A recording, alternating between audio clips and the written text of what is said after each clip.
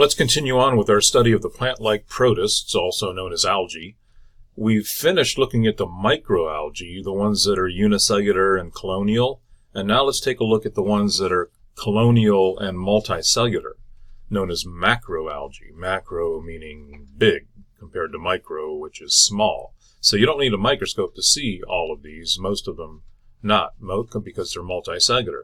I mean, look at the size of the kelp that this guy is holding. And that's just one thallus of that kelp. And if you don't understand the term thallus, you will in a minute. This is one thallus right here, for example, of this kelp. So what we want to do first is just identify the three phyla of macroalgae that we're going to be taking a look at. And so if you'll recall, there are three phyla of microalgae also. So we have a total of 6 phyla of algae that you are responsible for. So the first thing to point out is that the primary basis for classification, as I told you previously, are the photosynthetic pigments that the algae has, or that's the major one for the macroalgae anyway. So they're classified by color: green, red, and brown. So the phylum for brown algae is known as Phaeophyta. The phylum, and this is, you know, as I pointed out, this guy's holding a phaeophyte kelp. This is a kelp, which is a phaeophyte algae, and they are the largest and most complex. Rhodophyta are the red algae. They're red because they have pigments that allow them to live deeper than other algae. So that's Rhodophyta. And then we have the phylum Chlorophyta, which are green, represented here by sea lettuce, which is also known as ulva. And these are the ones, or this is the group of multicellular algae that are most closely related to plants. Not all of them, but there are certain members of the phylum Chlorophyta that have very close common ancestry with plants. And I just want to explain a little more that these macroalgae are not all multicellular. There are some colonial members in the macroalgae too, and even some unicellular members. In other words, Chlorophyta, for example, has representatives that are unicellular, colonial, and multicellular. We'll start with phylum Rhodophyta, and as I just pointed out for Chlorophyta, rhodophytes, there are members that are all multicellular but also colonial. So, and here we're looking at a few of them that you'll see in the lab. All 3 of these are representatives from the lab that you'll be working on in this unit. So Chanel weed is this one. So hopefully you recognize that from the marine, multicellular marine algae that are available for you to take a look at in the lab. This one is forked redweed, also multicellular. So these are 2 multicellular representatives. And then also in the lab, and we didn't have a preserved specimen of this, but we do have a living specimen. And this is Bangia, which is colonial. It's filamentous colonial. So whenever you see chains of cells like this forming a thread-like structure, that's referred to as a filament. And so this is a filamentous algae, a filamentous colonial algae. Okay, so why are they red? Well, it depends on the pigments, right?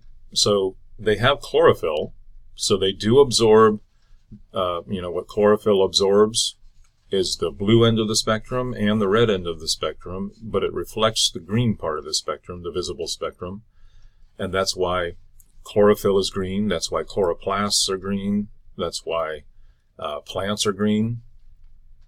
But the red algae also have an accessory pigment called phycobilin, and you'll see it here labeled phycocyanobylin. Longer term, the cyano part just refers to like a blue-green. So it absorbs the blue-green part of the spectrum, primarily blue, but also some of the green.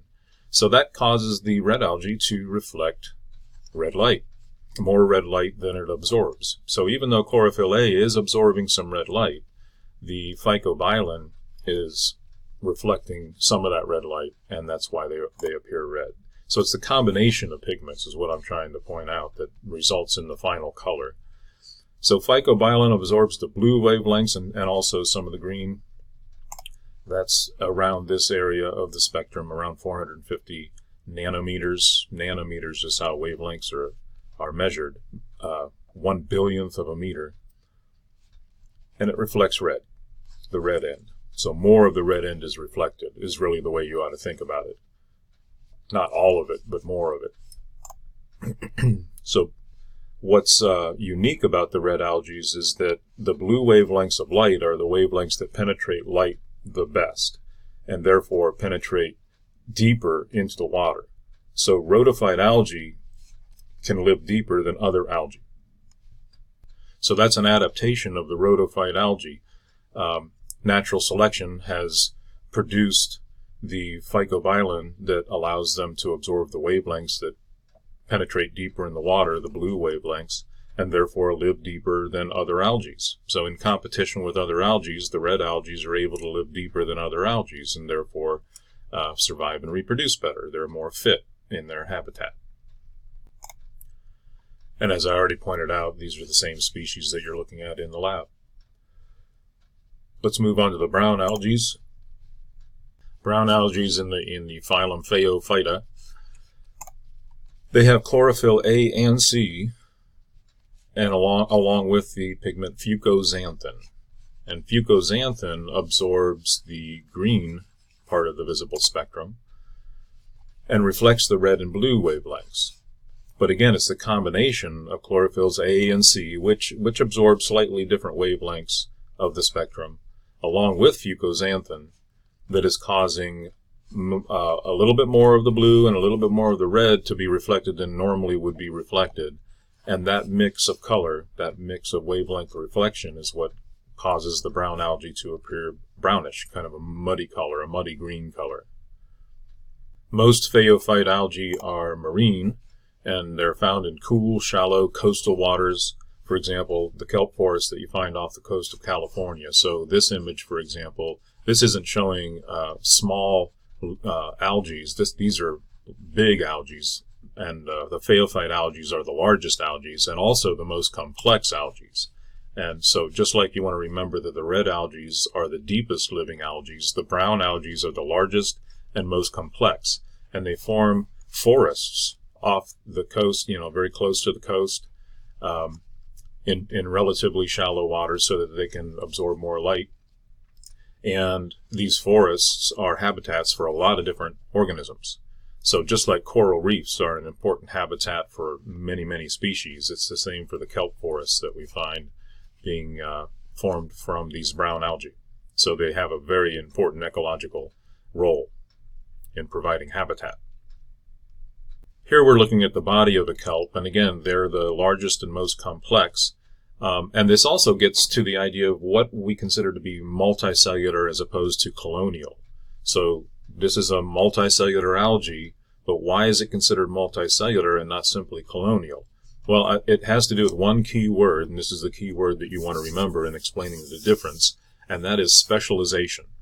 The more specialized cells and tissues there are, the more complex, and therefore it can be considered multicellular. So, for example, the structure here that is attaching the kelp to a rock in this image is referred to as the holdfast, because really that's all it does. Notice it's not labeled roots. They look like plant roots, but they're not really penetrating into any kind of soil or anything to be able to absorb nutrients. Roots, the function of roots, true roots, are to absorb water and nutrients and so forth. This holdfast is specialized to do one thing and one thing only, and that is simply to attach, to hold on to the substrate, as we would say, of the aquatic habitat. So it's fair to describe it as root-like because it appears like roots, it looks like roots, but it's, you really have to emphasize that it's like. It's not they're not true roots. Only plants have true roots.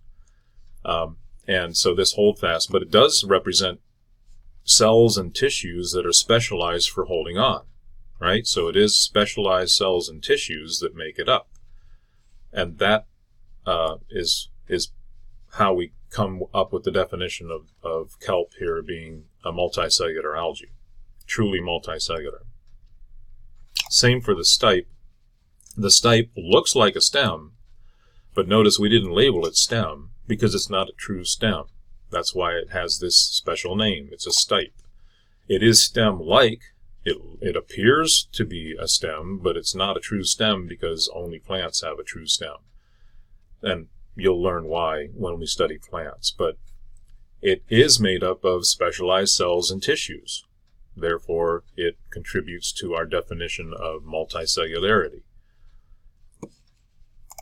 There's no plant counterpart to this gas bladder, but these are aquatic organisms, and they're photosynthetic aquatic organisms. They need to be up near the surface of the water to be able to absorb as much sunlight as possible, and that's the function of the gas bladder. So we can call it balloon-like, but there's nothing like a balloon in plants, so we don't have to worry about confusing them as being a plant part. But it is made up of specialized cells and tissues, and the function of those are to increase buoyancy, to float the leaf-like structures up near the surface of the water to photosynthesize. And that brings us to these leaf-like structures. But notice I didn't call them leaves because they're not true leaves. Only plants have true leaves. So these are leaf-like organs with cells and tissues specialized for harvesting sunlight and photosynthesis. And that's the same function that leaves carry out, but again, they're not considered true leaves. Each one is a thallus, not a leaf, so a thallus. And collectively they would be thalli, or plural would be thalli. And that's it. We'll take a look at the chlorophyte algae next, and we're going to be looking at the chlorophyte algae in greater detail because they're a very important group, evolutionarily speaking, because, as I mentioned, they are the ones that have common ancestry with plants.